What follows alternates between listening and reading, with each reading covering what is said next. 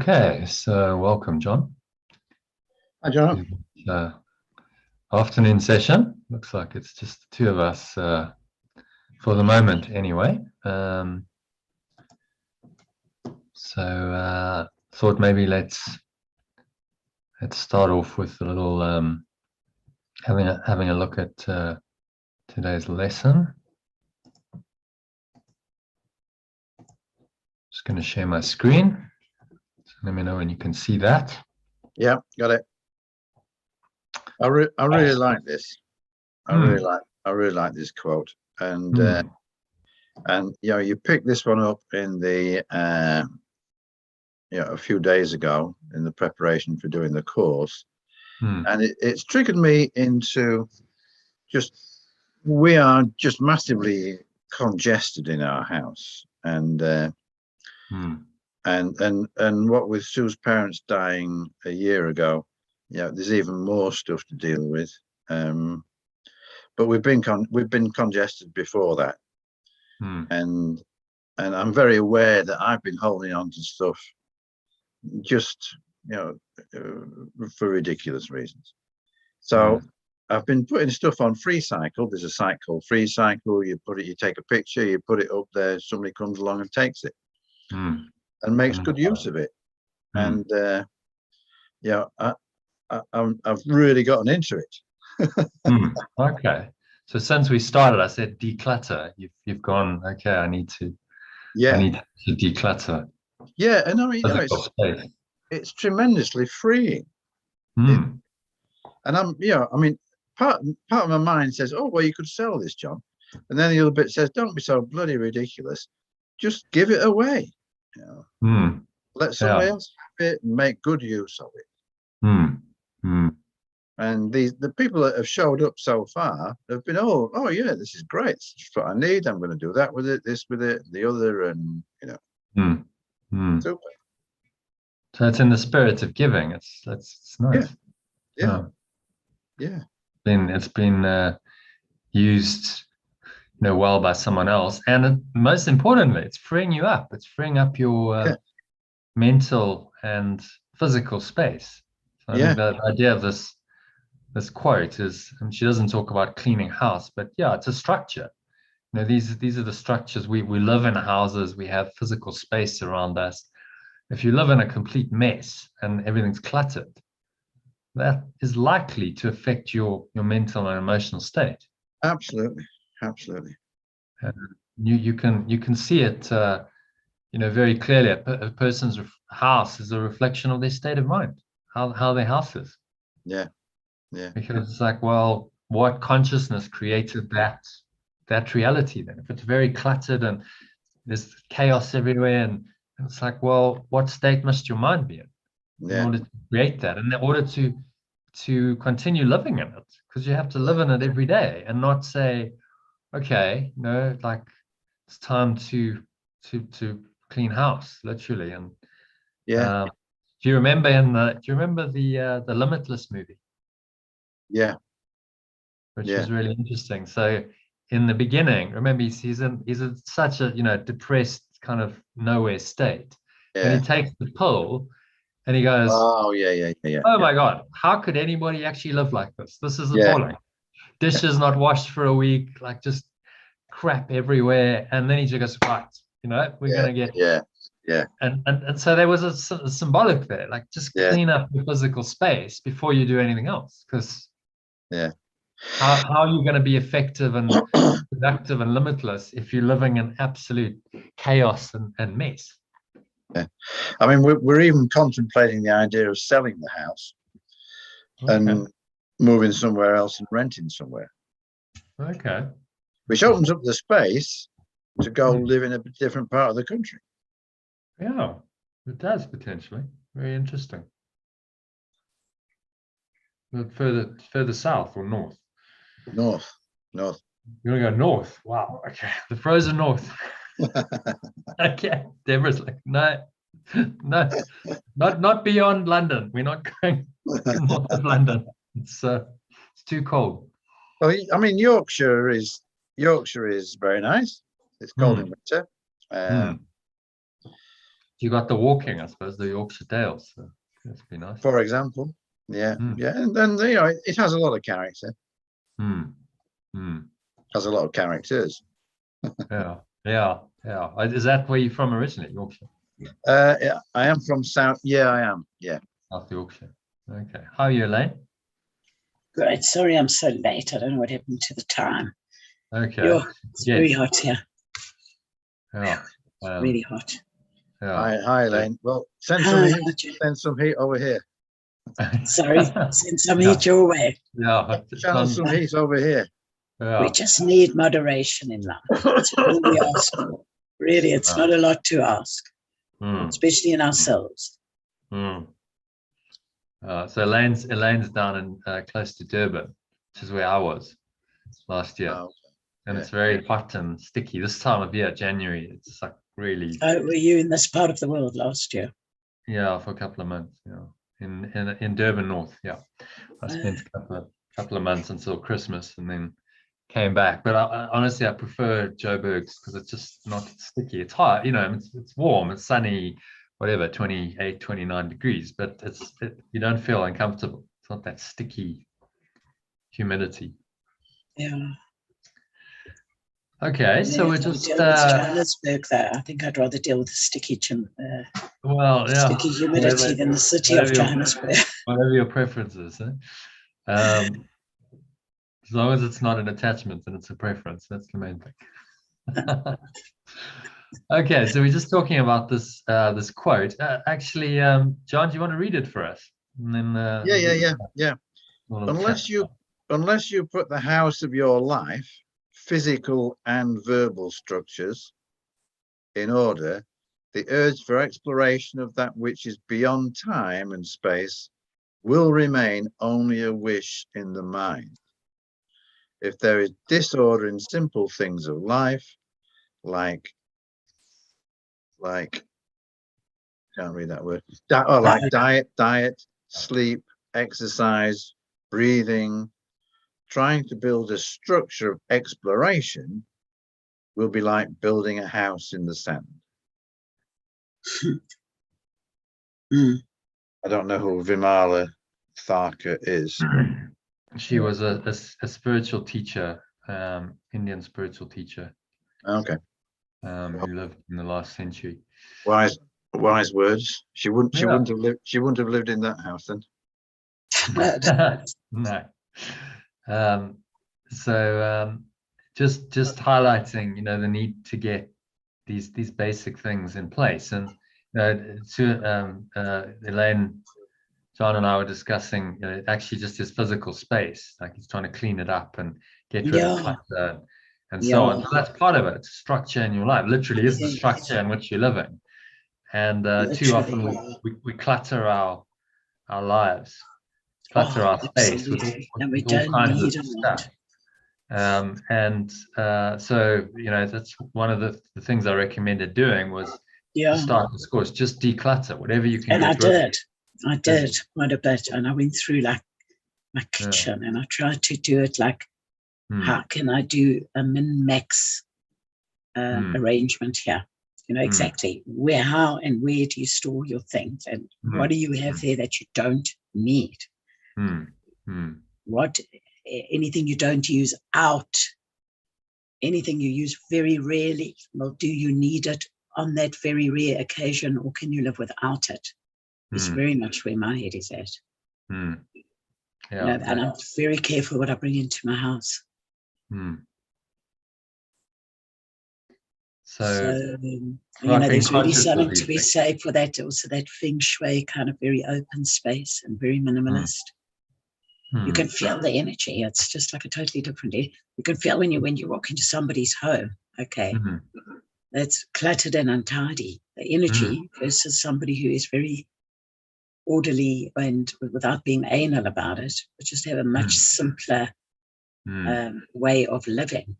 You can. It's just a totally different energy. That's you can feel things are much freer to flow. Yeah. They can actually be flow. I don't think you can have flow with clutter in the mind or in your physical space. Yeah, well, the physical space reflects the mind. So there's clutter, then obviously you're holding on to stuff because otherwise you'd get rid of the clutter. So there's, it's a reflection of a mental and emotional state, which is not then open and spacious and flowing, because they all go together. Spacious awareness, openness, flow. Clutter is about holding on. I'm holding on to stuff because I'm attached to it, because I think the stuff is important or valuable, or I need to hold on to this for whatever reason. It's just mental, because most of it you don't use, so it's just a mental attachment. So no, that thing has some kind of value, and even though I haven't used it for ages, it might have a value, so I'll hold on to it. Well, I'm just like, I haven't used it for years. Just give it away. That's what John's doing. There's something amazing there called free cycle. Just find a good home for it where it can be used and appreciated. Yeah. And then you free yourself up. Yeah. Freeing yourself up. And people are so appreciative of it. It's amazing. Yes. If you need it, it's wonderful. But if you don't need it, it's clutter. Yeah. We only need so much of stuff. If you actually think about it, okay, how many plates do you need to eat? Like, okay, okay, you have a family of what, 2 or 3. You have what is the maximum number of people you would ever have at your house for an occasion? And if so, well, maybe on those occasions you can actually ask some people to bring some plates rather than stack all the stuff in the event, or maybe use a bowl instead of a plate for some of the guests, And I think we need to. For Christmas, I got some more shirts. You should tell me your dad. I'm like, I don't need more shirts. I've already got like 20 shirts. Like, why do I need 2 more? And there are people out there that would love your shirts. Yeah, it's like, so find them. Why do I need more shirts? So, I mean, I'll probably wear them, but if you think about our lives, I mean, you could I could quite easily live with, a couple of pairs of shorts, a couple of shirts, a couple of pairs of socks. No, really minimalist, because you just wash the stuff. And one outfit for going out. I don't know. We need to have all the stuff. I was looking at my sister's house. She's got 50 cups. More, I don't know. 50, yeah. You're just like, why do you need so much? Oh no, we do use them. Not really. 50 cups. There's only 3 of you living here. That means you've got to cycle through all and I can use a different cup every day each for 3 weeks, and then you might get through all of it. I mean, it's an art really to get it down to and mix, and your wardrobe as well. You can have so little in your wardrobe, and I'm telling you can have an outfit for every occasion. Yeah, especially in people that work in that field, that specialize in it, how to coordinate your clothing. Yeah. And actually just get rid of what doesn't work. When I was there, I was just like, I wasn't wearing a shirt. I'm wearing a pair of shorts. That's it. I need 1 pair of shorts a day. That's it. Because I don't need a whole lot of clothes. So it's very and it feels very freeing. It's nice to live that. I enjoy it anyway. And it's a sign. Most sort of more spiritually enlightened people in history have tended to go towards the minimalist route rather than splurging out on stuff. They've often just gone and lived very simply, and not had a lot of material possessions, and sometimes gone into caves. And there's a great Chinese story where there's this wise man called what was his name? Xu Wu, I think. Xu Wu or something. And he was the wisest man in China, and he was a kind of a recluse. He lived in the woods, and the emperor really respected him. So he went and saw him and said, will you govern my kingdom? I'm going to give you the whole thing. You govern it. I'm tired of it. And Xu Wu said, no, absolutely no ways. I don't want to govern your kingdom. I'm quite happy in the forest with the birds and the trees and the animals as company, because it's simple. and I don't want to be involved in the affairs of men and all the complexities that go along with governing a country. So it's it's just in a simple state of mind and life that it comes with it is what a lot of mystics have chosen, rather than the complexities of getting involved in worldly affairs and so on. Because in that simplicity, they find the openness and the spacious awareness and the emptiness that is connecting them with source, and they value that above all else. So that's what's really important. It's the openness and the emptiness that it's what I'm enjoying about my place here. You know, I really don't have, and I'm very careful about what I bring in.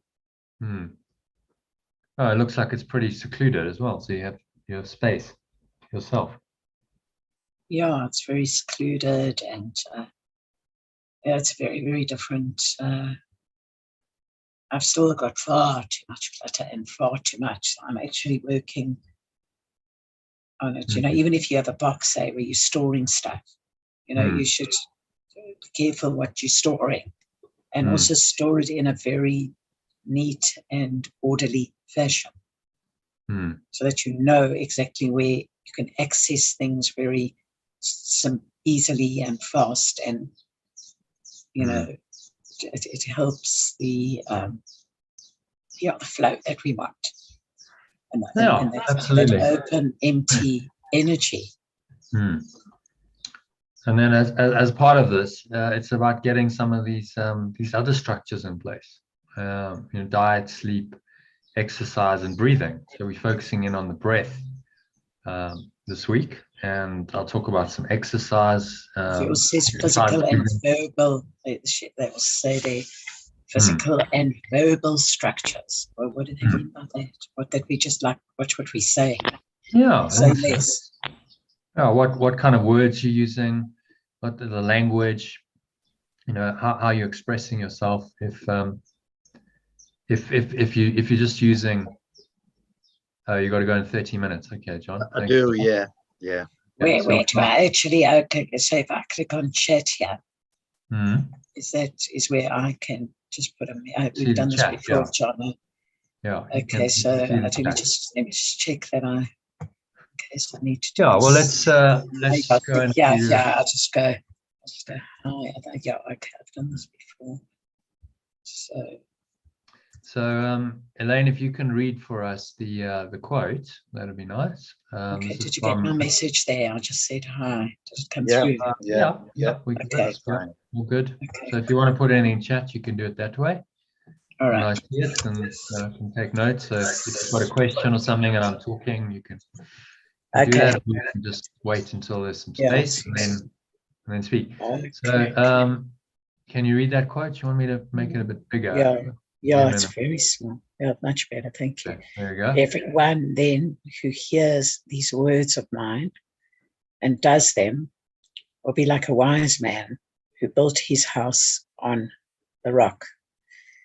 And the rain fell and the floods came and the winds blew and beat on that house.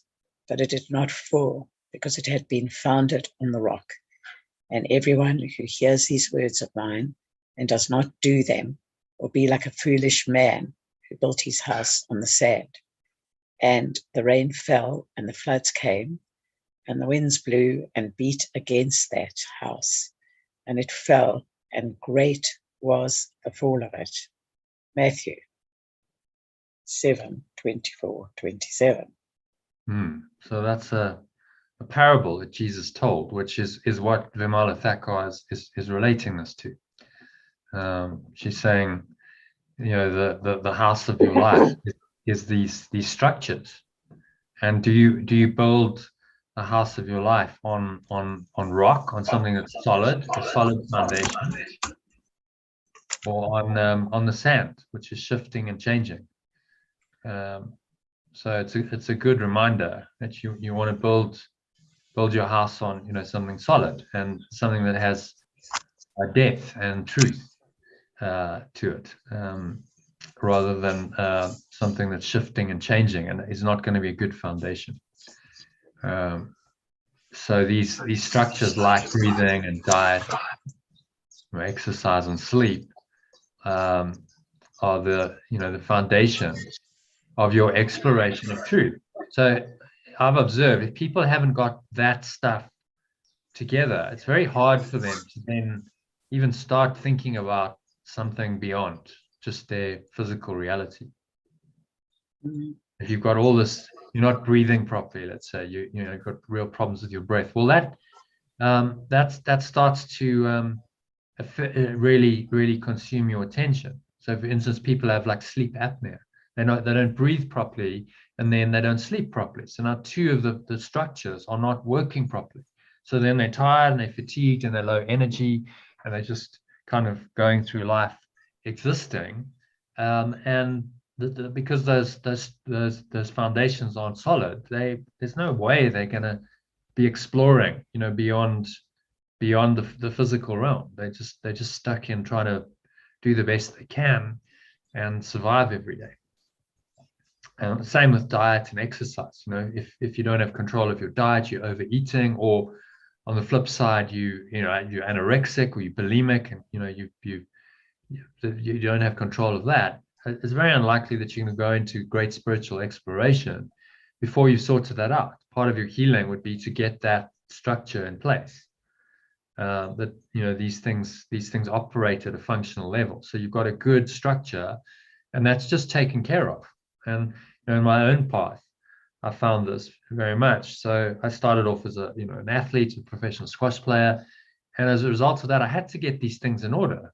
Looking at diet, how was I eating, breathing. I learned to breathe through my nose while I was exercising and make my breathing as efficient as possible. Exercise was obviously, I was doing it every day, and sleeping correctly, making sure I got enough sleep, and so on. And that was really a foundation for then what unfolded, which was then the journey into spirituality and trying to understand who I really was. But I'd set that foundation in place for years by doing all of that work to get it in place. That was, for the reason of I was a professional squash player, and I knew that these things were important for its performance. But it was really a spirit, part of my spiritual path, as I've subsequently realized. So just looking honestly at all those areas in your life and saying, okay, well, are there areas where I need to improve?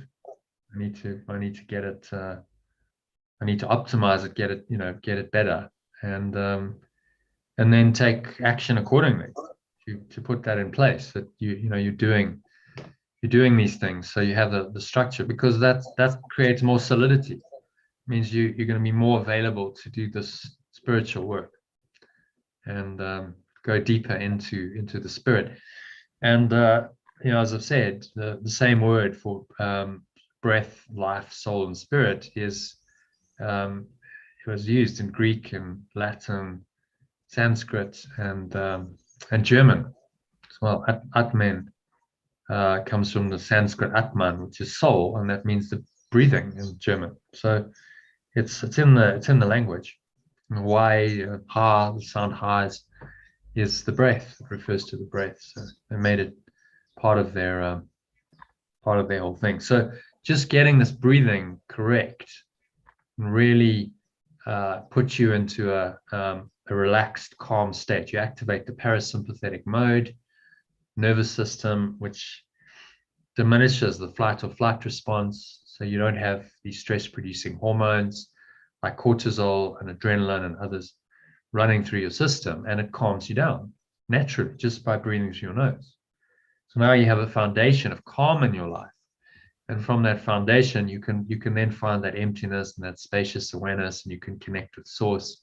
If you're not calm and these stress chemicals are running around your system, then very difficult to be calm and clear. So the breath is then a foundational practice to get you into that calm state, to establish a base state of calm.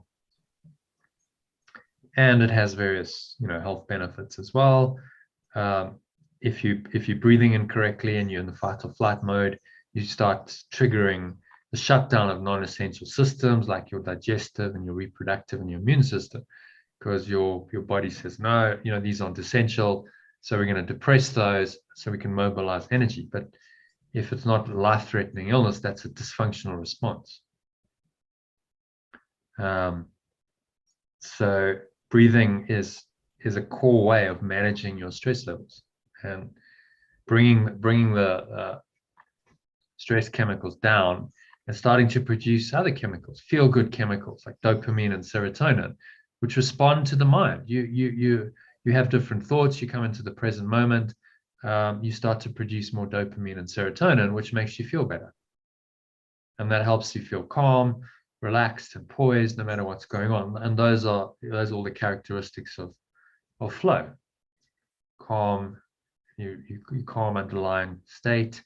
You're relaxed and you're poised. Whatever's happening, you're able to deal with it with some kind of calmness and some detachment. You don't necessarily react straight away. So I'll tell you a story, and then we'll go into a meditation, because I know John has to go. I'm aware of the time, John. So Jesus in the Bible, there's a situation that arose where he was in the temple, outside the temple, and he's teaching. And then the Jewish scribes, the Pharisees and Sadducees, dragged this woman in to him, and they said, we've caught her in the act of adultery. Right, how they do this, one wonders, but this woman's an adulteress. She's been caught in the act of adultery. The law of Moses said she should be stoned. What do you say, teacher? Should she be stoned or not? So it's a trap, because they're wanting him to go, oh no, she shouldn't be stoned, and then he's going to be violating the laws of Moses, and then he needs to be stoned because he's a heretic, all this kind of stuff. So they're trying to trap him into saying something that's going to get him into trouble. And Jesus doesn't react. It's quite a tricky situation. There's a crowd. Like in those days, they did stone people to death. It was like acceptable. You could just pick up stones and stone someone to death, and that was okay. It wasn't considered murder. So instead of reacting straight away, Jesus is recorded that he just bent down and he wrote something in the sand. And we don't know what he was writing, but I suspect he was just giving himself some time. He probably just went, okay, just pause here, take a couple of breaths, just write something, think about it. That gave him the time, and everyone was like, oh, what's he doing? Is he writing something profound? One doesn't know. It was never recorded what he wrote, but it gave him time. And then he stood up and he said one sentence, and that defused the whole situation. He said, let he who has never sinned cast the first stone.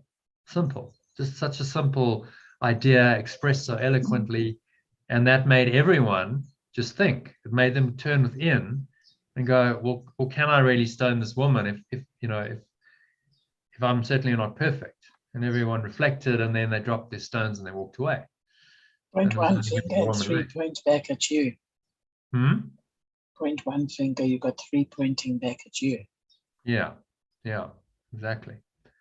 So, and he just knew exactly what to say to change people's mindset in that moment from an attack mindset, which would have been potentially fatal for the woman and maybe him, because they did stone people to death in those days. This was actually a life-threatening situation, and he just reacted so calmly with this presence and this poise, and he was able to just diffuse it with a single word, and that's mastery.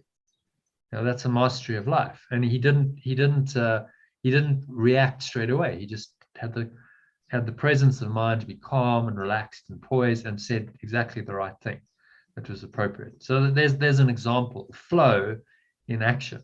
And he wouldn't have been able to do that if he wasn't connected to this presence that we call God.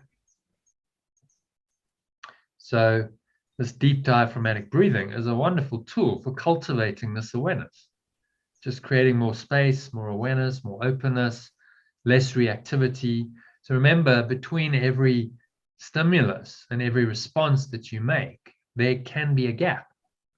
You want to extend that gap, the gap between stimulus and response, because then you've got space and you've got time to now consider, rather than just react according to your default pattern. So again, a good measure of someone's mental and emotional health and stability is there space? Can they pause? Do they just react, or is there a space where they can go, okay, I don't just need to react to this. I can pause, give myself some time and think about it. And maybe I respond quite a lot later. That doesn't have to be straight away. You don't have to immediately dive in. So a good practice, if you've got some maybe difficult or stressful situation, and it's an email or a text conversation, you know how these things go. Instead of diving straight in there and sending the email, just pause, breathe a bit. You might compose it, spend your 5 minutes composing it, and then just leave it. Leave it. I've taken to that's something I've learned. Yeah. Or put it in drafts and go, okay, I'm just going to leave it and come back to it a day later and look at it. And then you'll probably change your mind because your state changes. And then you're like, okay, maybe that's, I haven't really been kind and loving there, there's a bit of reactivity. And then you change it. Whereas if you send it in the heat of the moment, often you regret it because it's gone right. And then it's like, oh, actually, maybe I shouldn't have said that because now I've expressed this negative emotion and now that's gone into the relationship. The person now knows about it and it just makes it worse. So there's a simple example. And so just simple breathing can create this spacious awareness in your life where you have now the awareness to look at whatever's happening and not react and just be able to perceive it from this non-judgmental state of mind, which is much more open, and you're not now running the default program of your life. It's not just right, stimulus react. You've created a space for something else to arise, and the breathing can do that, just create that space for you. So that's its value. It's a foundational practice to create more awareness, and awareness is the key to all of this. If you don't have awareness, then how can you choose to let anything go? So before we go into the med, John, any questions? I'm good. You okay with that?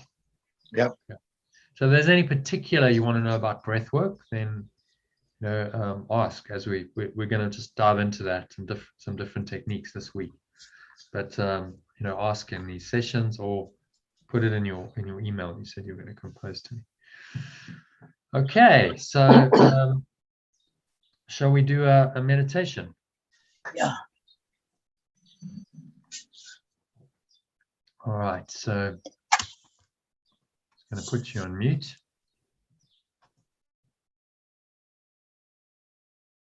So just making yourself comfortable.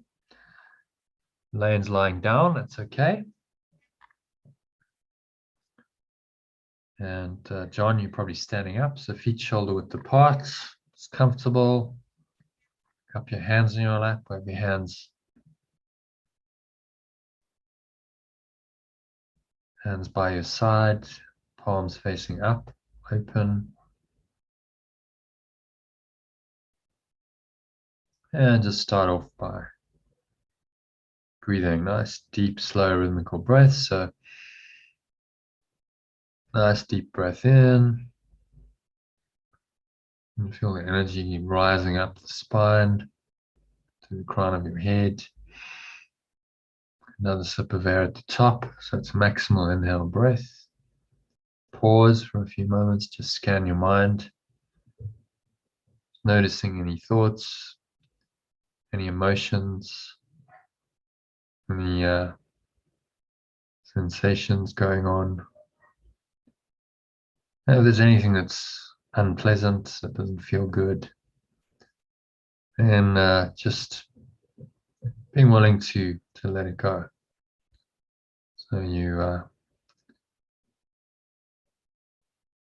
just drop it with the breath.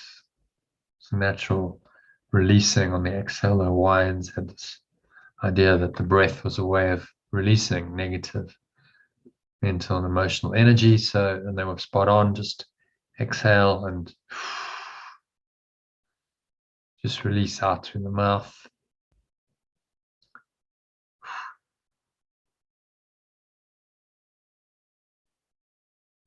blowing it all away.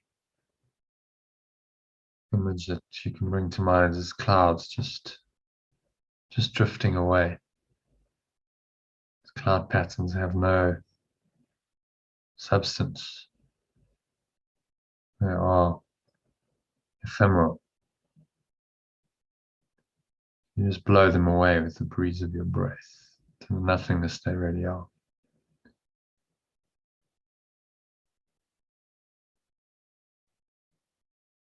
And then breathing in again.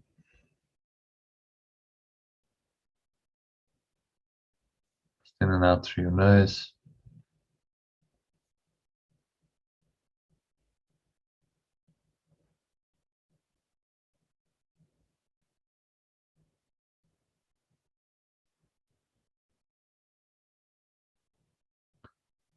Just noticing how stomach rises and the chest rises. Subtle flow of air in through the nostrils.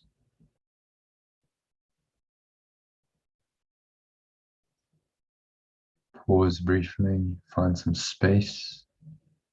Find the gap in between the inhale and the exhale opens up.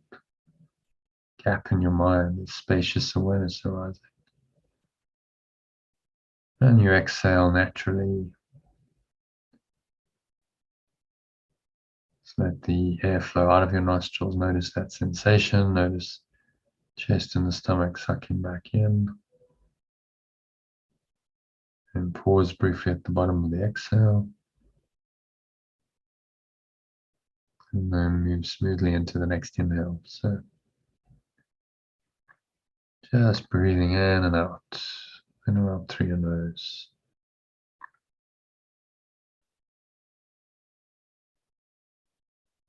Letting the rhythm of the breath take you. So you have a sense of being the observer, just observing this process of breath just happening to you, through you, and for you. There's no conscious stressing and straining and striving. It's the opposite of the ego's program. Just allowing, stepping back, surrendering.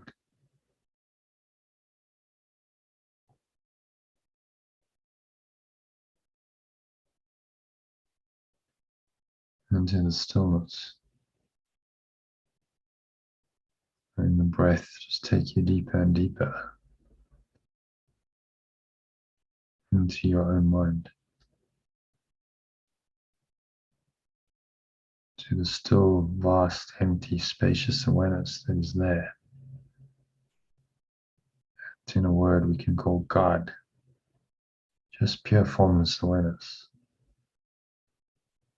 By focusing on your breath, giving your mind a single point of focus. So focus your attention very specifically on the nostrils, sensation in the nostrils. Notice the flow of the air in the nostrils and out of the nostrils.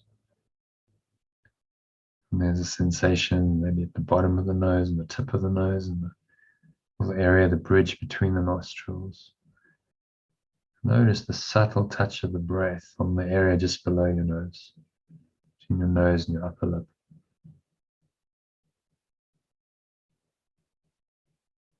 Just noticing.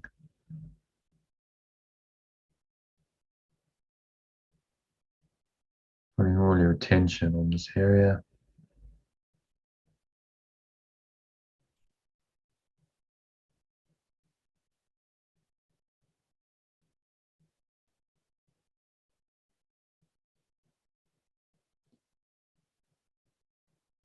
Bring your mind completely into the present moment. In this present moment, in the now, there is just spacious awareness.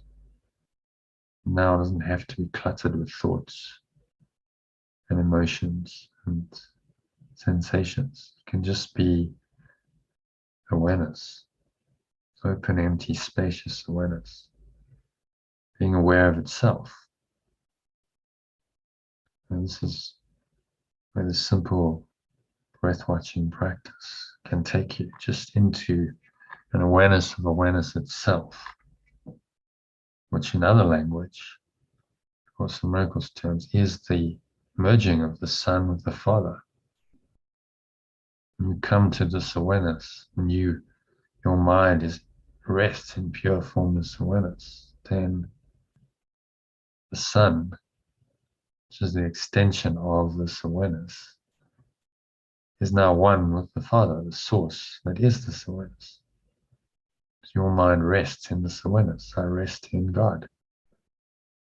So just allow the breath to take you there, to rest.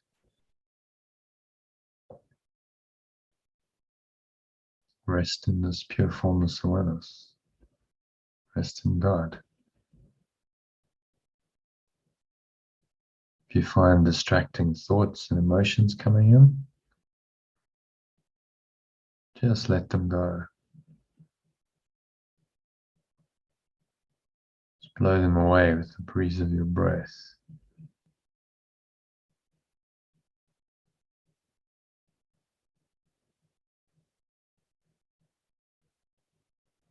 To the nothingness they really are.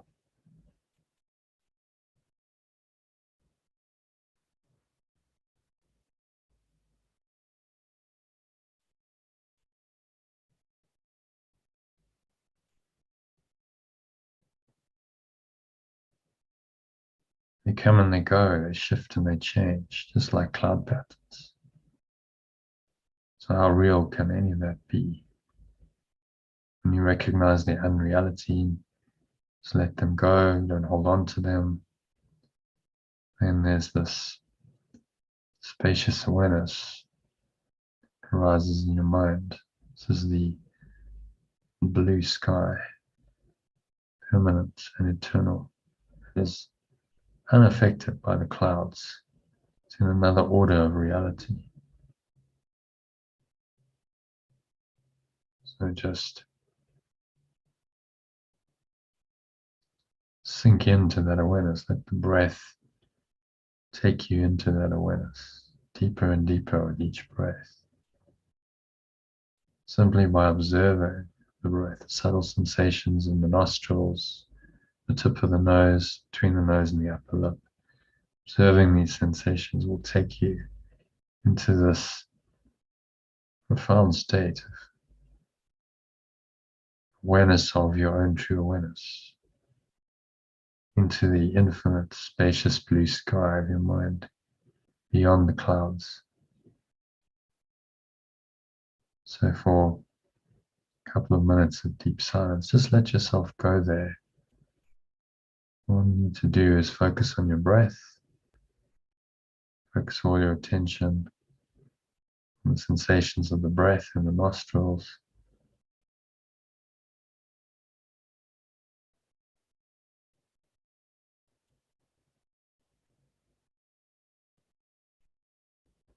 And if anything arises to seemingly disturb this spacious awareness in your mind, just be aware of it and let it go with the breath. It comes, it arises, you're aware of it, it's an inhale, and then you exhale and just let it pass away. Just let it drift away. It's like a cloud drifting away on the breeze of your breath.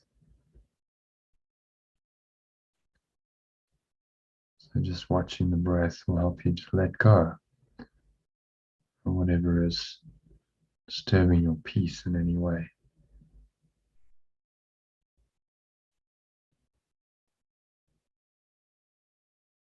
Just let go and let God, as I say.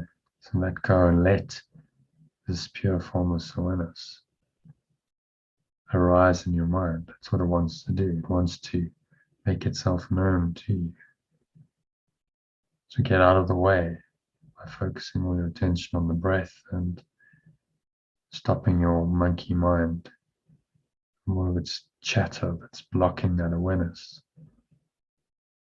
For the next couple of minutes of deep silence, just breathe, relax, be still, and Allow this pure formless awareness, your source, who and what you really are, to arise in your mind. Next 2 minutes, deep silence.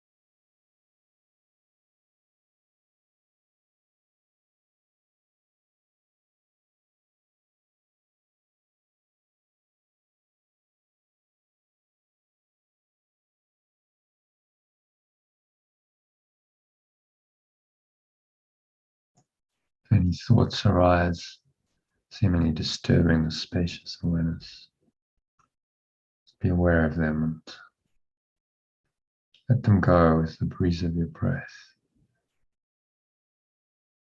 Just exhale and blow them away. They're just cloud patterns, no substance at all. Let them drift away, and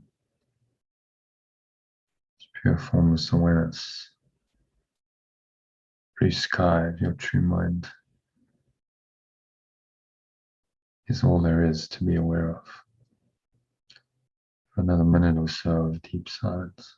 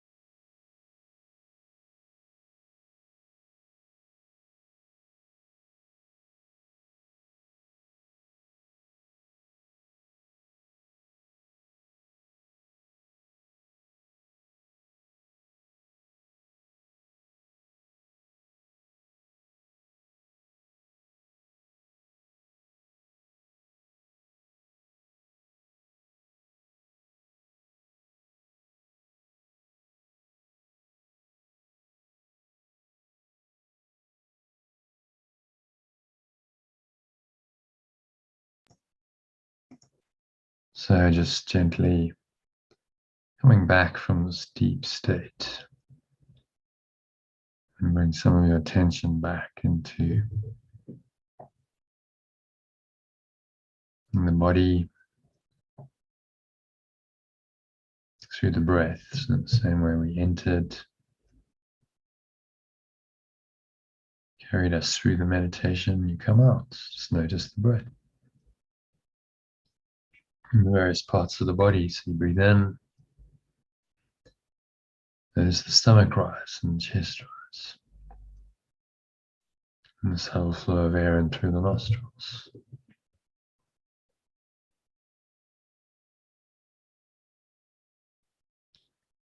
Scan your mind at the top of the inhale, noticing any thoughts and any emotions going on. Particularly anything that feels limiting, contracted, constricting in any way, shape, or form. And just release it to the breath, letting it go. So even as you come back into sense perceptions, this awareness goes with you. It's foundational awareness, the base of your mind. It's always there. God goes with you wherever you go. So your awareness is always with you. You would have no existence without that awareness. And so on the count of 3, you're going to open your eyes. So just noticing on the count of 2 the weight of your body pressing down as you exhale. Pressing down into the chair, feet touching the ground. And noticing what you're feeling with your hands touching. So feeling on your skin, notice that. Breathing in, noticing any smell in your nose, taste in your mouth, tuning into the subtle sensations, brings your mind back into sensory awareness, but in the present moment, without naming anything or judging it or labeling it. And it's just awareness, being aware of your sense perceptions, but there's no mental interpretation. It's not the heaviness of the ego. It's very light, very clear, very freeing. So you can stay in this state always. So your pure formless awareness, foundational awareness, is always there. It's at the base of all of your perceptions, and you stay connected, rooted in that. So it is said, so it is done. On the count of 3, open your eyes.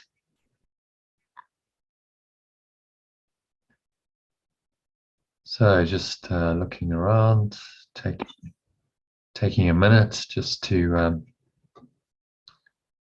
look around, noticing the various objects in the room. Using the doorbell to wake you up, come back.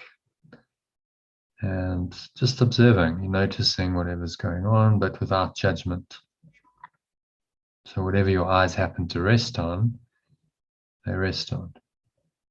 Notice that your state of awareness is the same, whatever you're seeing. So look at an object for a few seconds, notice that this peaceful awareness is there, look at something else, and it's the same underlying peaceful awareness. You're not naming and judging and labeling and interpreting, then this awareness becomes your default state. And that's enlightened state of mind. Enlightened perception comes from this awareness. And there's no reason why you can't be in this awareness always. As you go through your life, you're just aware, but without much mental commentary. Your mind doesn't have to continuously label and judge and evaluate and compare and contrast and condemn whatever's happening. And just observe, let these things come and go, just like the cloud patterns of your thoughts. They just come, the sense perceptions arise, and then they pass away. So you can observe that, you look at something, it arises in your awareness, and then you look somewhere else and it's passed away. And a sound arises and it's there, and then it's gone. And if you're not attached to any of it, then it's all very peaceful and connects you with your own true awareness. So I hope this meditation and the session has helped you do that. I'm going to continue on having a little discussion about pathway 2. But John, if you need to leave us now, thank you for joining us, and you're welcome to join us this evening for the evening session at 6:30 your time.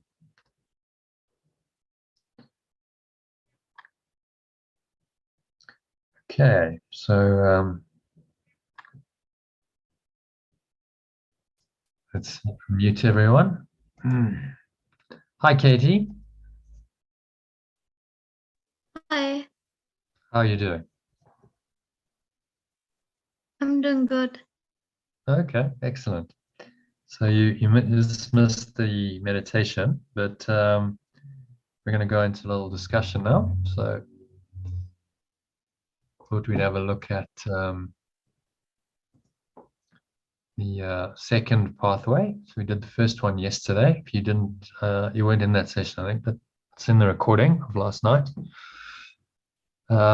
So these are 12 pathways that this guy called Ken Kais, he was a American spiritual teacher, and he John, just before you go with that, yes, it's just a question I want to ask on the meditation, which I Okay. notice every day. Yeah. Is you always say, okay, you're going to open your eyes at the count of 3, and then you chat for a while, and then you say you're going to open your eyes at the count of 3, by which stage my eyes are already open.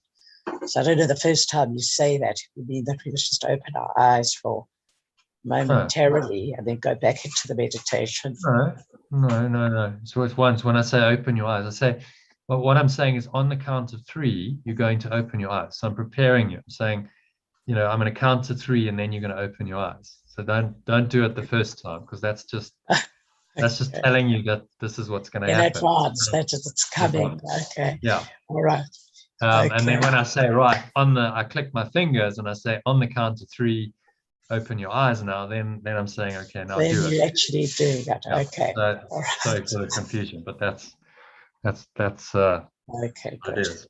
Maybe I'll just say 1, but then I'm counting to 3 and you may be not sure what I'm doing. So I'm just kind of saying, well. Anyway, okay. maybe just clarify that for people. I don't know if anybody else. I just find that has been confusing. Okay. Well, thanks for the question. Just to go to these pathways. Katie, just the background, this guy called Ken Kais was a spiritual teacher, and he came up with these pathways. He called it the Living Love Method. He wrote a book, which is a bestseller in the 60s and 70s.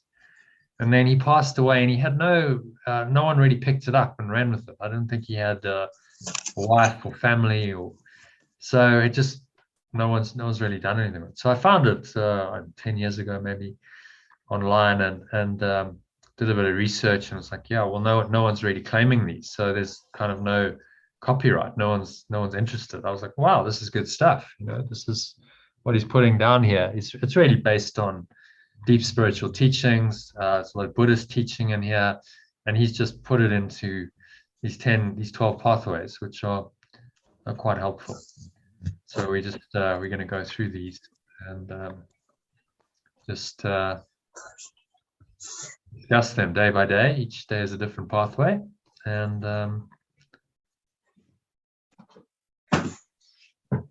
fairly short and sweet, so we don't have to spend a lot of time on it, but they are pointers into the same state of mind or consciousness that Course in Miracles is trying to point us to. Just different ways of framing it. So the first pathway, just to recap, is about freeing yourself from security, sensation, and power addictions that make you try to forcefully control situations in your life. Thus destroy your serenity and keep you from loving yourself and others. It's about letting go of addictions, attachments, and creating some space, some openness, which is where freedom lies. Finding that serenity that we're all seeking, but we cannot have serenity as long as we have security and sensation and power addictions. Because those addictions, those are really expectations of how things should turn out, those create attachment.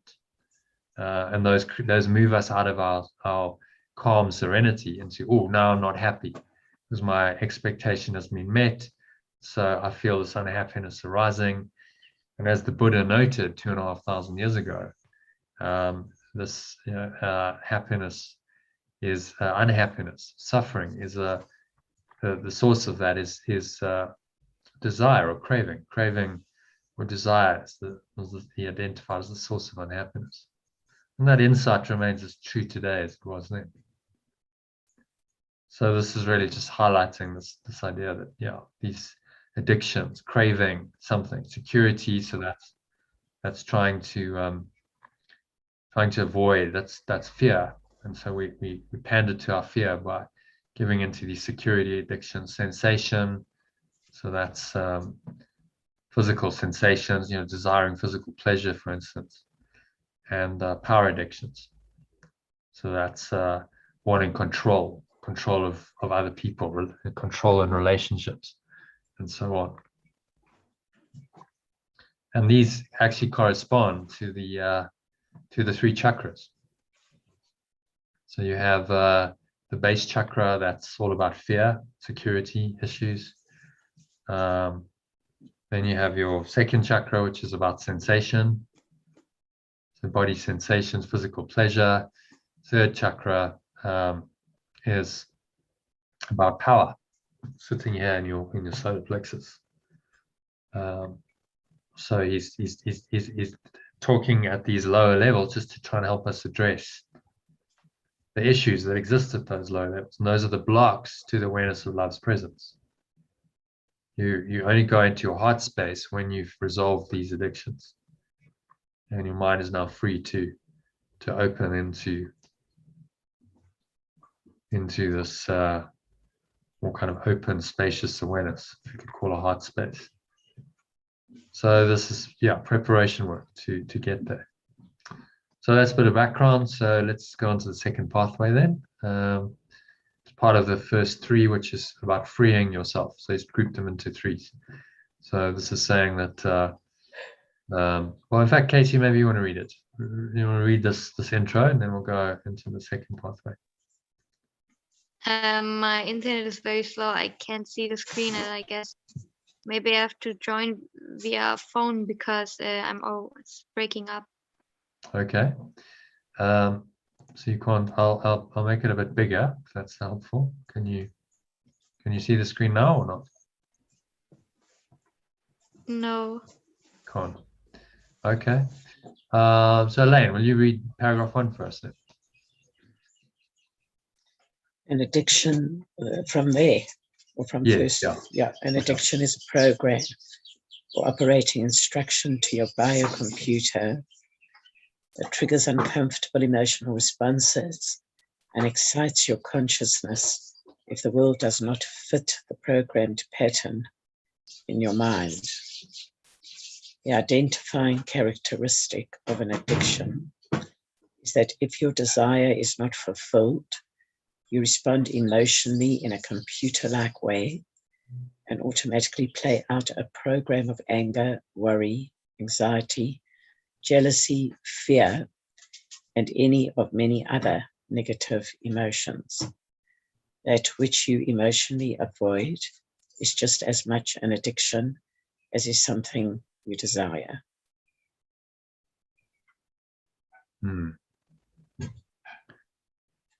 Okay, so does that strike you in any way? Any thoughts on that? Yeah, it's like we have this impulsivity to go into a certain behavior whenever we're not comfortable. Our needs haven't been met, or we, not feeling. Our expectations are not met. That's our expectations are not met. because we shouldn't have any needs in the first place. Yeah, so this is So what the whenever Buddha that happens, noticed. then we go into this default program pattern, which is, I was talking to you about it yesterday, this Dr. Gabor Mate explains it so well, this program. That we, based on our past very trauma. young, yeah, but especially the first 7 years, and also in the mother's womb. So if you know the very, very stressed mother through her pregnancy, and it will affect you. So, you know, it's a lot of it's totally out of our control. You know, when we're small, especially. By the time we're big enough for it to be in our control, it's still out of our control, because now we have a pattern at a subconscious level. So how much control do we really have? Well, it's in coming from your mind. So you are responsible ultimately. You are thinking the thoughts, you're feeling the emotions, you're playing the pattern. So there's a part of your mind that can choose otherwise. You can say, no, I want to stop this now, and then think about what you're going to do about it. Like do a Course in Miracles. Yeah, do something to let it go and free yourself from this pattern. And it requires work, and you've got to spend some time on it, and it's not easy work to face your patterns and go, actually, I can see this pattern, and I want to let it go now, because there is an entrenched pattern in your mind, and then in your body. It's got entrenched into the biochemistry of your body. So we just react to the stimulus through this conditioned pattern, and biochemically our body's just, because we've done it so many times, it's just right. So something happens, it triggers you, you feel that anger rising, let's say, and you trigger and you go into it. Now it takes a lot of presence and awareness to say, whoa, you can feel the impulse to do that, but don't do it. Right? Don't go there. Don't act this out. Because when you act it out and you speak it and you act it, you're giving it reality, aren't you? And of course, the ego wants you to do that. So now it's become real in your consciousness, and you act it out. And of course, acting out anger or worry or anxiety never makes it better. It just confirms that that's your pattern. So this requires this awareness of zooming out, stepping out, and saying, okay, I can feel the impulse to go there. Part of me really wants to go there, but is that really what I want to do? I've created the space and the awareness to be able to consider that. So you create a gap, as I said, between stimulus and response. And in that gap, you can now make another choice. Okay, well, I don't have to go down that path. If I'm breathing and I'm in the spacious awareness, I can just breathe and I can observe the sensations. I can observe, because it's a sensation that's going to arise. So this is what the Buddha understood. He said, if you can just observe these sensations as they arise, because every strong emotion has sensation attached to it. You observe the sensations in the body. It's now a way of getting into the emotions and really just observing those emotions, but without attachment. So you're equanimous. And that's key to letting them go, because you're not really attached to them. So the sensation arises, and you might feel a strong impulse. And if you can just sit and observe it, then it just fades away. It just tends to drift away. And with A Course in Miracles, then saying, okay, well, choose to let it go. Forgiveness is just the active choice. Okay, I recognize it for what it is. It's not helpful. It's not serving me in any way. I choose to let it go. And then you release it. And the breath is a nice way to help you do it. Just help it on its way. You breathe it out. And you have a sense of, I'm releasing that energy, because that's all it is. It's an energy that's now entrenched in your mind, and that's in your body as well. It's like, okay, but you can choose to release this energy.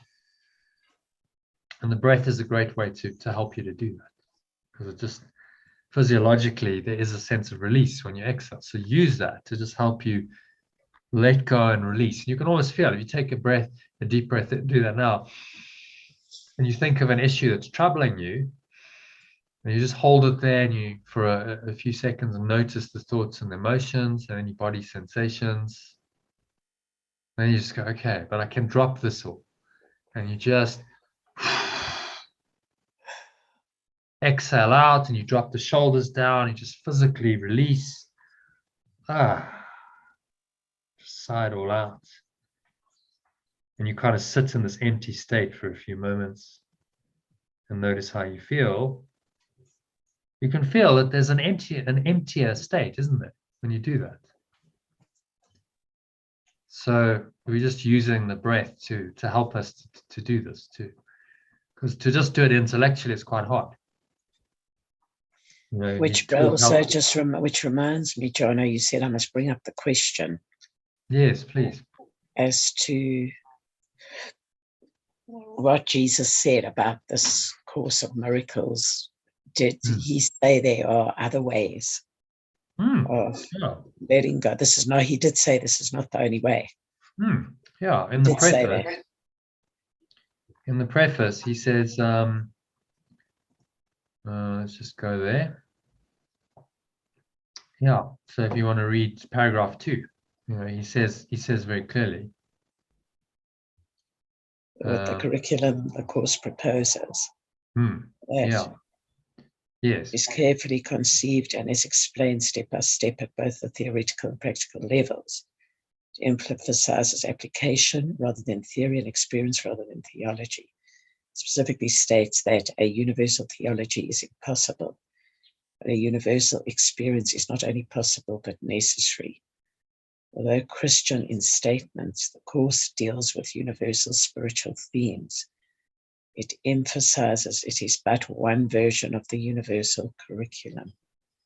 There are many others, this one differing from them only in form. They all lead to God in the end. Well, that's very nice, isn't it? Because as soon as somebody tells you they're the only one, this is the only way, then it's a religion. Wow. Well, I mean, interesting is I've had exactly that experience with a Course in Miracles group. I did a meditation for them, and I was going to do some other stuff, like a longer session, and it was all planned. That's actually how I met Sue, who then introduced John to it, and a couple of other people from the UK who did the course. So it was really helpful. I was like, it's all about Course in Miracles people. They're all in the UK. And then I went on the Vipassana retreat, and out of courtesy, I just let the lady know I was dealing with, look, I'm going to be out of action for about 10, 11 days. I'm no email.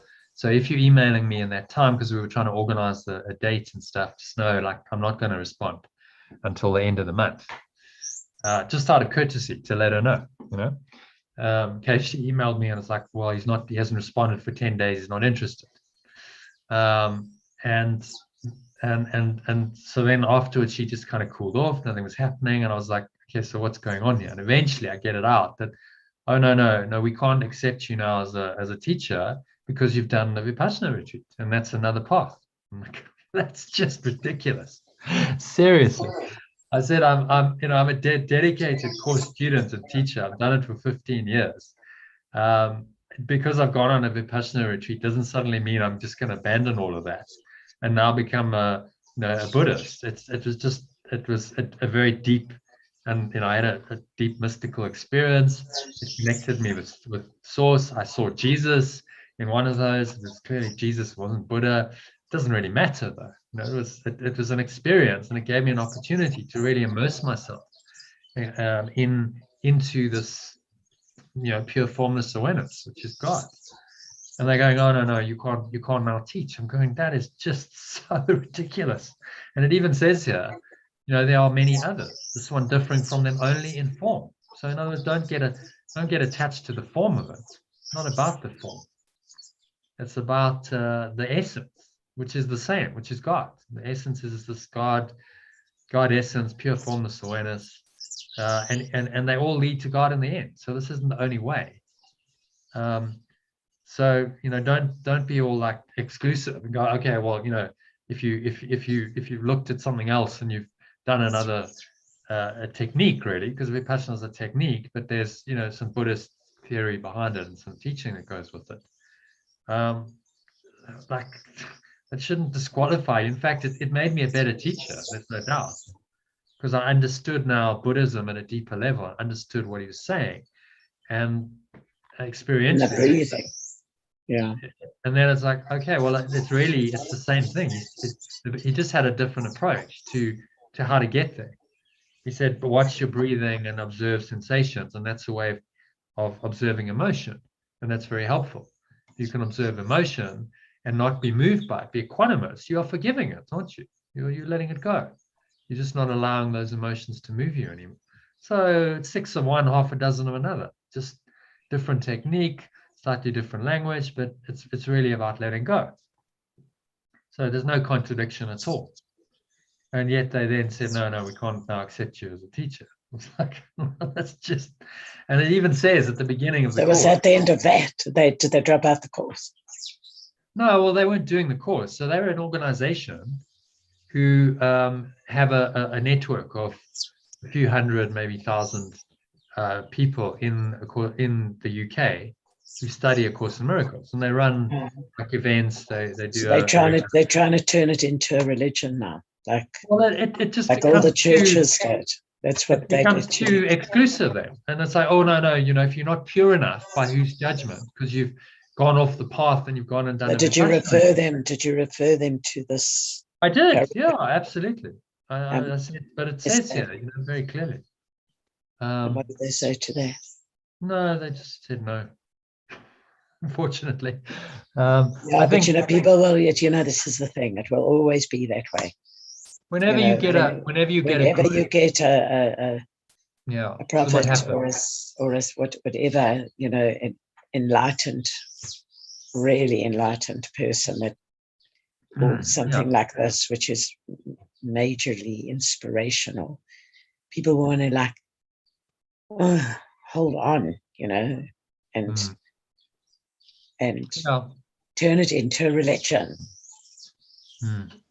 And as soon as you get exclusive like that, you know, only pure course teachers. Oh, okay, so other course teachers haven't looked at other parts. Come on, like, see, I'm sure all of your different teachers you are allowing. So were these people that specifically like a sort of a group of Course of Miracles kind of crowd? Yeah. With someone who's saying, and then they have their little committee. Yeah, exactly. So that's the committee your little committee that I'm not kosher, you know, because like your body corporate, like your body corporate. Yeah. And then they sit and they decide. Oh my gosh. It was just interesting to see how the mind works, even though they're studying this teaching. It's the same teaching. I mean, I can read as well as they can. Look, he says this.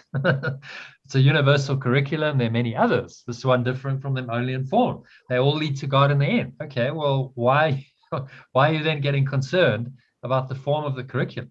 I chose to do a Vipassana because it was a growing experience for me. I learned from it, and it's made me a better student and teacher of this path. And I said, look, I'm running a course.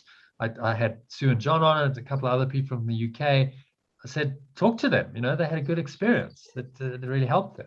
So, but they, you know, the organizations develop an ego. So I'd push some buttons because I was going, well, you know, this is not reasonable. And you had the lady ignored me. I said, you haven't come back to me. So she probably got defensive. And she was going, oh, no, I did. I said, no, you didn't. I sent an email. I got no response at all. And I checked my spam.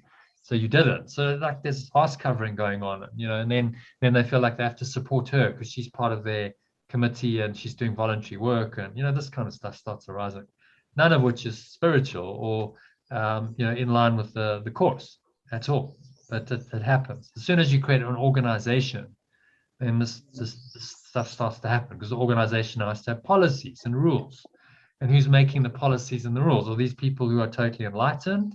Or do they have like now an agenda of, well, you know, it's about our position in the organization and, you know, we've got a certain image we want to portray that we only allow pure course teachers. And I said, but I've seen what someone else who was going to do what I was going to do, like one of these longer evenings, like a 2-hour kind of workshop thing. I've seen what she's putting out, and what she's putting out is totally not really pure course. She's saying it's all about using the course to consciously manifest and get what you want.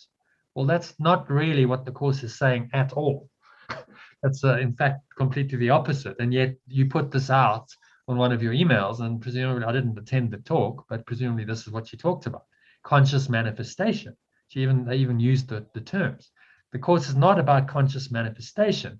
In fact, he even says, so again, we'll go to the text, which we looked at yesterday, and this was in one of the principles we looked at. Principle number, 5. Do you want to read that? Is Katie still there? She's on mute. Katie's on mute. Yeah. Okay. So maybe she can't read still. So Elaine, if you want to read number 5, then. Miracles are habits and should be involuntary. They should not be under conscious control. Consciously selected miracles can be misguided. So in other words, don't consciously try and manifest. It's not conscious control here. This idea of conscious manifestation is misguided. You let go, and then you allow the spirit to direct, and what will happen will happen. But there's no like, well, I think I want this, so now I'm going to use the course to get what I want. That's not what it's about at all. And yet that was the kind of teaching. So, again, it becomes about interpretation, and by their judgment, that's okay, but I'm not, even though Vipassana is much, much closer. I mean, there's really it's saying the same thing as the course. It's a total path of letting go of all your attachments. Ideas, you become equanimous to everything. So you just let go of all of your mental and emotional attachments, and you just observe them and allow them to blow through your mind. And it's a technique, it's a modality that's helpful, which can complement what the course is teaching. So the course teaches mostly mind control. He's talking about thoughts mostly. The Vipassana is about sensation and emotion. I'm like, okay, well, that's really interesting. Now you've got these two things, because both are equally important. Thoughts and emotions, they go together, hand in glove. Thoughts stimulate emotions, emotions stimulate thoughts. So if you've got a modality to really get into awareness of your emotions and then release them, that's very helpful. Why wouldn't I want to know about that? Why wouldn't I want to practice it? It's helpful. All in the idea of helping you to let go. So there's no contradiction at all. And yet it's the dogma. You say, oh no, well, that's Buddhist now, because we label it and it's now another theology and it's something other than this. But it's just not true. Not people don't see. They don't have the eyes to see that it's all the same. I guess because they haven't done it. If they've done it, then they go, yeah, I get it. I see experientially. This is exactly the same. There's no contradiction. Just a different, slightly different technique and modality. So it's something to be aware of, and never to say, look, the course is the only way. I believe it's the quickest way for people who are open to it and ready for it, but it's not the only way. There's many other paths that are really good. Buddhism's a good path. Advaita is a good path. Sufi, any kind of authentic spiritual path really is saying the same thing. So if you're on that path and it's working for you, go for it. If that's where you're at. I've just created a course for people who don't necessarily have a path. So they're looking around. It sounds like, Elaine, you're looking around at various things, and I can't take that. Let me just message my brother and tell him he's recording audio. Okay, we'll leave him to record audio then. So let's have a look at this second pathway, shall we?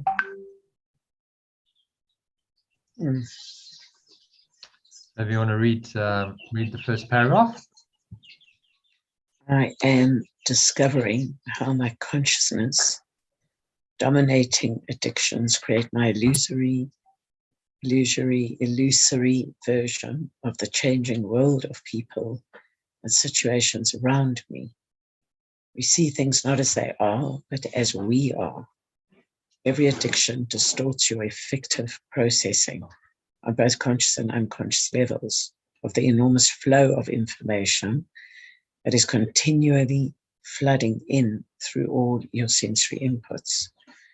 Your programmed addictions determine your experience of the world, for they are the guides that your reticular activating system, your ego, uses to determine which data will be suppressed and which can go into your consciousness and command full attention. Okay, stop it there. Just have a little reflection on that. So anything stand out for you there?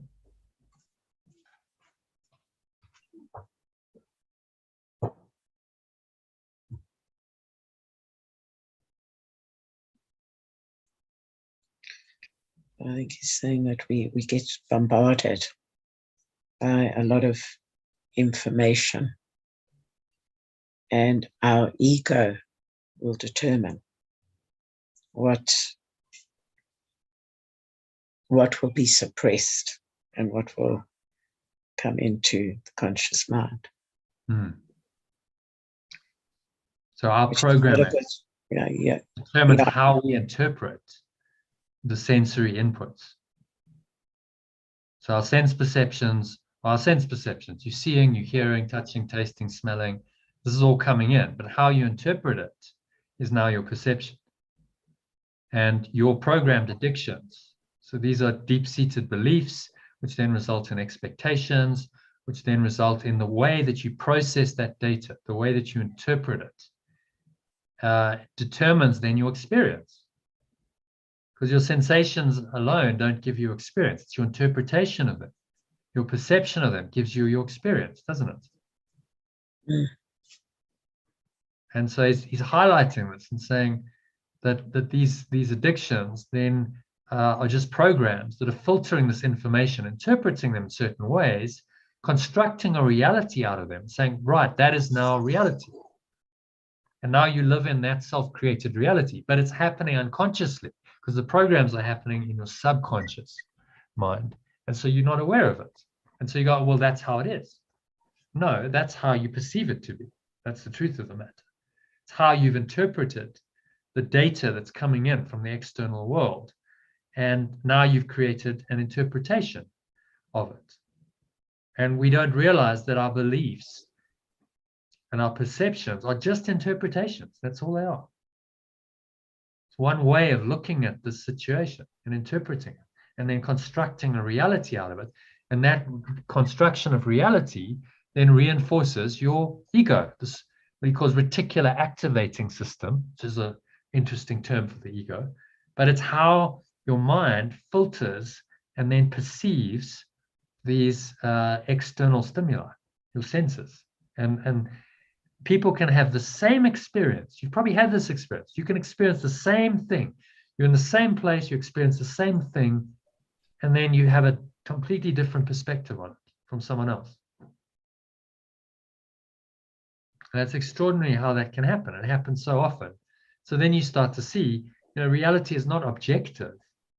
It's perceptual. It's as we perceive it, so we create our reality.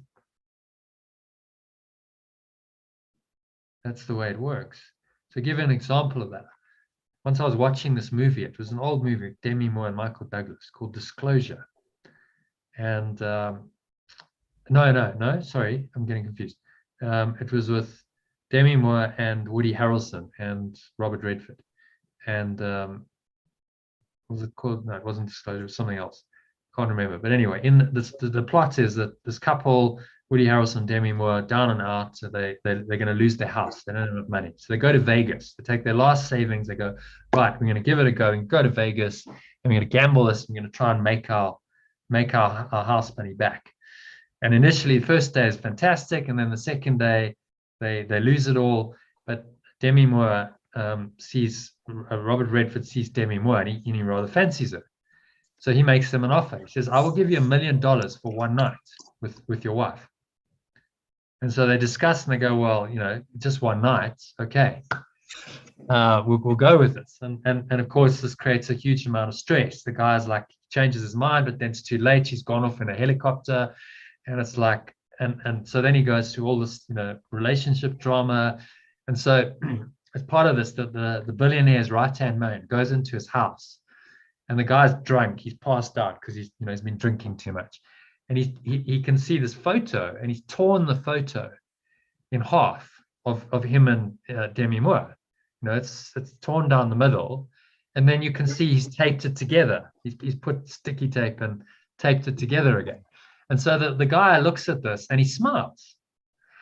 Now, my friend interpreted that as, oh, he said, oh, that guy was such a bastard. I said, well, why do you say that? He said, no, because he was smiling in like a derogatory way. You know, he was like, oh, well, you know, kind of a sneering smile, you know, sort of almost condemning, going, oh, well, you know. And I was going, no, that was a smile of understanding. He understood in that smile what the guy had been through. And so he smiled in understanding, because, you know, he got it. It's like, okay, you've been through the mill, you've torn it up, and then you've gone, oh no, actually, I want to tape it together again because I shouldn't have torn it. And, you know, it's representative of the guy's emotional turmoil. And so he was smiling in an understanding, kind of compassionate way. And yet we interpreted that same experience totally differently, because we had different filters going on. In fact, our friendship didn't last much longer than that, because it was like, I'm not just on the same page as this guy. It's a completely different worldview that he has. So that's a good example of it. But this happens all the time. And you probably can think of examples in your own life where people are perceiving the same thing, and yet they perceive it completely differently. Which shows you that reality is not objective. It's perception. It's how we interpret our sense perceptions that creates the reality. And that's what this is saying. So we need to be very aware of these consciousness dominating addictions, these expectations that we have, that then create our illusory version of the changing world of people and situations around you. How you interpret all the data coming in creates this illusory version that you call your reality. And then you go, you no, mean by that's real. consciousness dominating addictions? What do they mean by this? So these are your expectations of how your life should show up, of how life should be, usually based on past programming. So, for instance, I've been deprived as a child. I didn't get the love and attention I wanted because my mother was very stressed, as you mentioned, the psychiatrist. My mother was very stressed. So now I have an addiction to getting attention. I crave attention and I seek attention. I try to get attention in any way I can. That becomes a program. It's an addiction that I'm seeking to get my needs met, my perceived needs met in every situation. And it creates various dysfunctional patterns of thoughts and behavior, which you can see. Someone who's very needy then goes, oh, notice me. That's not a very attractive quality. People tend to go, oh, you know, I want to move away from that because it's very egoic and there's no space. There's no spacious awareness for anyone else. It's just me. See, so there's a consciousness dominating addiction, creating that person's illusory version of the changing world of people and situations around them, which then creates their so-called reality. And it's probably not going to be a very happy one, but it's their own programming that's creating that pattern of then thoughts and behavior that causes them a lot of suffering. And he's just saying you need to look at this. Look at these consciousness dominating addictions and how they create your illusory version of the world, of changing world of people and situations around you. And if you're aware of those patterns playing out, then you can correct them. You don't have to honor the addiction anymore. You can look at it and say, okay, I have an impulse to do something, but I don't have to go there. Right? I can restrain myself. I can let go of the impulse. I can let go of the thoughts and the emotion, and I can clear that away. And then I don't have to do it anymore.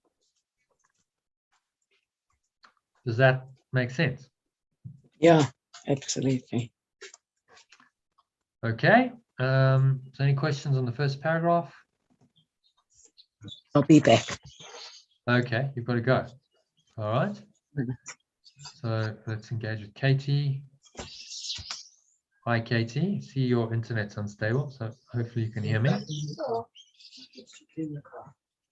Can you hear me okay? Yes. I'm just going to mute Elaine. Katie, can you hear me all right?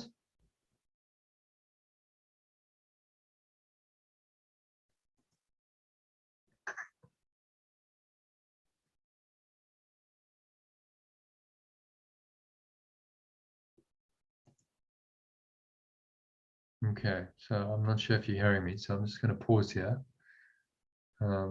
before we finish this off.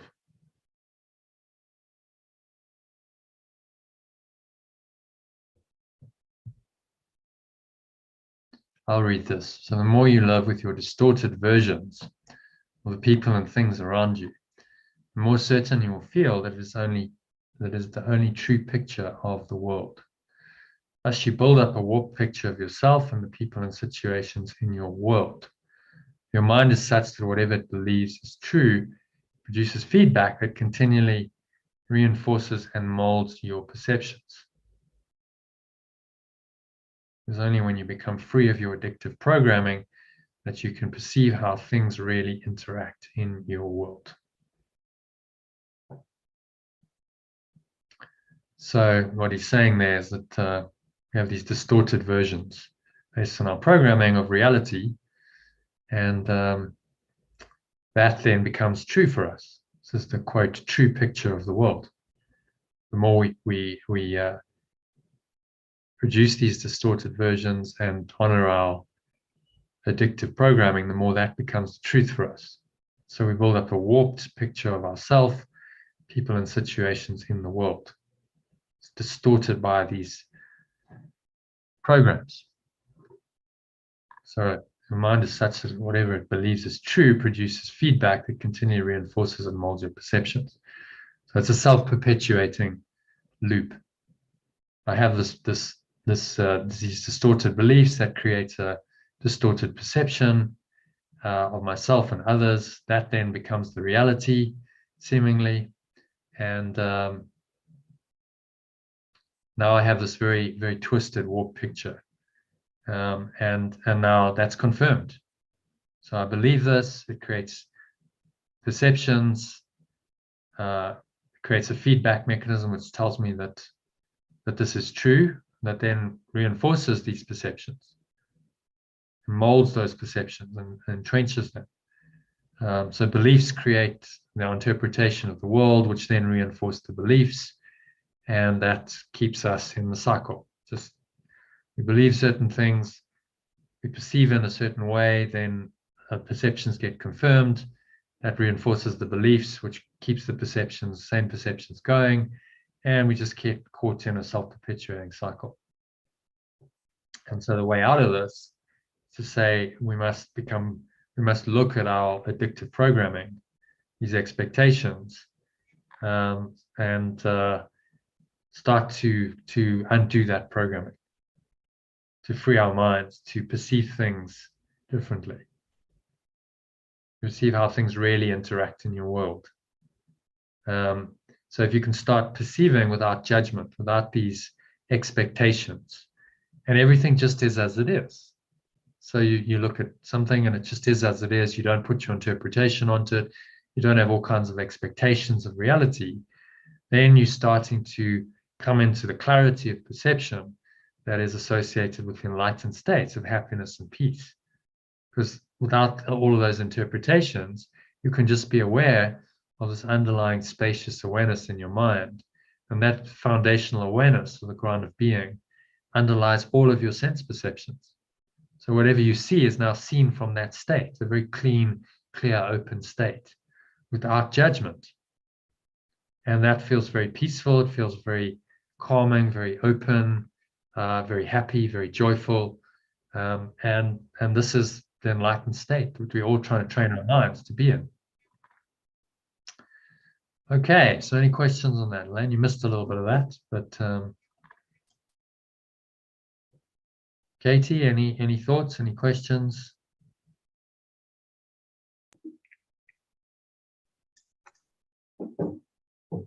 Elaine, Uh, the last paragraph. so, yeah, let me just read it quickly. Yeah, okay. Read it aloud for us. The more you live with your distorted versions of the people and things around you, the more certain you will feel that it is the only true picture of the world. As you build up a warped picture of yourself and the people and situations in your world, where your mind is such that whatever it believes is true produces feedback that continually reinforces and molds your perceptions. It is only when you become free of your addictive programming that you can perceive how things really interact in the world. Yeah, very clear. It's very clear to me. I quite like the way he's put it, because it is he's written well, very clear. It's very clearly written. Clearly expressed ideas in a language that's quite understandable. It's not particularly high level, and he's using the analogy of the computer program, because he wrote this in the 60s or the 70s. So the whole computer age was just kicking off, and computers were coming into some kind of man. I mean, before the age of the personal computer, but computers were they started building them in the 50s, and so he's using that analogy. It's like it's a computer program, and it makes sense. We just programmed. You've got a program, and you run the program, and the program just gives you the same results over and over again. And the program runs you. Yeah, you run the program, and the program runs you. Yeah, and yet that program is being hosted in your mind. So what all the spiritual teachers are saying is that there is a foundational awareness that's beyond the program, that is just itself. It is what it is. This pure formless awareness, not subject to any programming, not subject to any of these consciousness dominating addictions and expectations, which lead to all kinds of dysfunctions. It just is what it is. And you can perceive everything from that foundation of pure formless awareness. And that is exactly what Jesus is talking about when he says, well, give your perceptions to the Holy Spirit. This pure formless awareness will now direct how you perceive the world. And instead of perceiving it through all of these distorted filters that you've created, that's your ego, you now just perceive it in a very empty, open, spacious way. Everything is love, right? This pure formless awareness is the loving presence that underlies all of your sense perceptions. And if something comes in that seems to be negative, you can just let it go, because you're so connected to the loving presence that you go, but this isn't true. It simply isn't true. This loving presence is true. That's the only thing that's true. And I'm just going to stay rooted in that presence. So all of my sense perceptions are now being filtered through that loving presence, which is the Holy Spirit, which then reinterprets them into what is truly helpful for you. So if it's something negative that's come in, it simply says, well, this isn't true. You can let it go because it's not true. So why do you want to think about it? Why do you want to have negative emotions about it? Why do you want to give it a reality when it's simply not true? And you let it go. And then you restore your mind to that pure formless awareness, which is simply empty, open, spacious. And you don't go down all the rabbit holes that the ego wants you to go into. Get embroiled in all these mental and emotional dramas. Don't go there. Just no, pure formless awareness, spacious awareness, that's what I want. I'm not going to go down that rabbit hole because it's all in your mind. It really is. I mean, my brother called just yesterday, like I thought about him for 30 seconds or a minute, and I could feel emotions starting to get going just in that. And he's not even there. He's done nothing. It's just my own thoughts. And I'm thinking about it, and it's like, okay, just stop there. Pause it right away. Stop the program and don't go down the rabbit hole. Because you start going there, you go down a whole self-created rabbit hole, don't you? Because you're thinking the thoughts, now the emotions generate, you find an emotional state, sensations develop, and you're like, wow, that's all just possible from your thoughts. And he's not even there. There's no immediate stimulus. It's all just my thinking about it. Fortunately, like, because I've done the mind train, so okay, in 30 seconds or a minute, I picked it up and I was like, stop. Just don't go there, stop it. But if you're not trained, these thoughts and emotion can just repetitively recycle in your mind over and over again about someone or something, and you just keep playing the pattern. because there's no stop button, there's no interrupt of that. And so these teachings are just designed to help you to do that, to become aware. Okay, yes, this is what's going on. I have these consciousness dominating addictions, but I'm willing to look at them and let them go. As I'm aware of them, I'm willing to release them, letting go of the emotions and the thoughts that constitute them, because that's all they're made up. It's a bundle of thoughts and emotions. Saying really exactly the same thing as the Course in Miracles. You've got to become aware of these things and let them go. These addictions, Jesus calls them idle wishes, are not serving you. They're not helping you at all. Once you really become aware of that, then change is almost inevitable. If you really get that deeply, then the change has already happened. Because there's a part of your mind that's like, no, I don't want that anymore. And then it's just about acting that intention out and saying, okay, I've got to therefore just be vigilant as this pattern arises, because it's not necessarily going to go straight away. As it arises, I'm going to release it. It arises into my awareness and I let it go. And that's really the simplicity of the teaching. That's the art of letting go. Can I be aware of it as it arises and then just let it go? Awareness and letting go. That's all it is. But all it is, but that's profound. If you can master that, you've mastered your life. If you can master that simple two-step process. Awareness of what's not serving me. So you need to be aware that it isn't serving you. That's not true. Number one. And that takes quite a lot of mind training just to become aware of the ego. And then secondly, okay, now I'm aware, that's step one. I can choose to let it go, and I do a forgiveness or letting go practice to release. And that's what we're training in the 6 weeks, to train you to do that, using all of these tools. So use these modalities, these pathways can be helpful to remind yourself. It's another reminder of, okay, I'm discovering how my consciousness dominating addictions create my illusory version of the changing world of people and situations around me. And I like this, because he's saying, I'm discovering this. So I'm learning, right? I'm learning from my life experience. And it's okay if I notice that I have consciousness dominating addictions. It's okay. Because that's part of the learning. I need to become aware of this and see how this works in order to then undo it. So it's all okay. As long as I'm aware and I'm learning and I'm growing, I'm not just stuck in the pattern repeating it mindlessly. It's all good. Fine. Yeah. So there's no judgment, there's no condemnation. You're like, okay, it's just part of the process of this transformation. And so I'm not beating myself up about the consciousness dominating addictions. I'm just aware of them, and I'm willing to let them go. Because beating yourself up about them is another consciousness dominating addiction. So the ego plays one off the other. Oh, so you'll say, oh, I'm never going to get this because I'm just so attached to whatever it is, and I can see that, and then you beat yourself up about it, and you have guilt about it, and you condemn yourself. Well, now that's another consciousness dominating addiction kicking in there, which is again keeping you away from love, keeping you away from your pure formless awareness. That's all they're designed to do. And so these patterns, play one into the other, and it's observing that and just say, no, I'm not playing any of them. All I want is pure formless awareness. I want that empty, open, spacious awareness to be my default awareness. That's all I want. And that, in religious terminology, would be surrendering to God. Then you surrender to God. You say, that's all I want. I want this awareness. I want the awareness of my source. I want that to be my default awareness. Not sometimes, all the time. I want that as my foundational awareness. Then you surrender to God.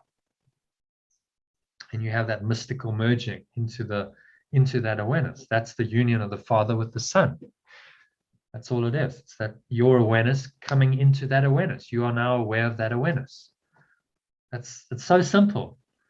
And yet we've made it quite complex and difficult. And it's like various teachings get very confused, and there's dogma, and Father and Son, and what does that even mean?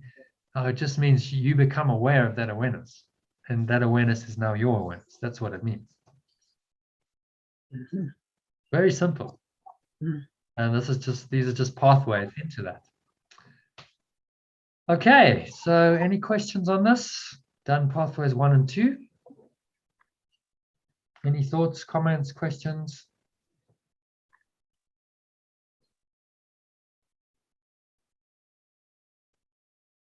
Yeah, I don't have any questions. Okay. So shall we close the session there then? So we've been going 2 hours, so done pretty well. So let's just do a minute or two of closing. Close your eyes. Just take a nice deep breath in through the nose. Noticing how the stomach rises and the chest rises. Just breathing this awareness in.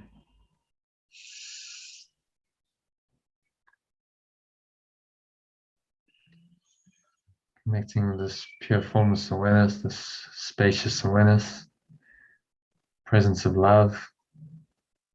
Don't have to name it, it's just a feeling. The more you feel it, the more it becomes your default state. So feel it in your mind, in your heart, in your body. Breathe it in to every pore, every cell of your body.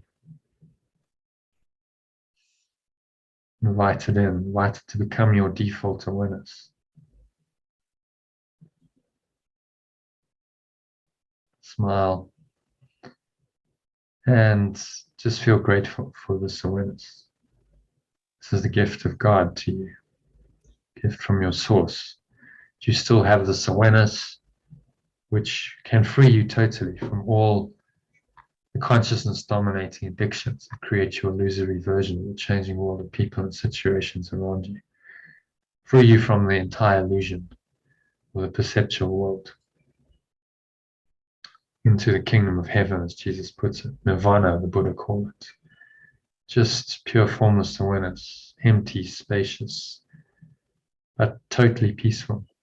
No limits, no lack, no sickness, no suffering, no death, just pure formless awareness. And you can experience that right now. So breathe it all in, experience it now as your own pure formless awareness.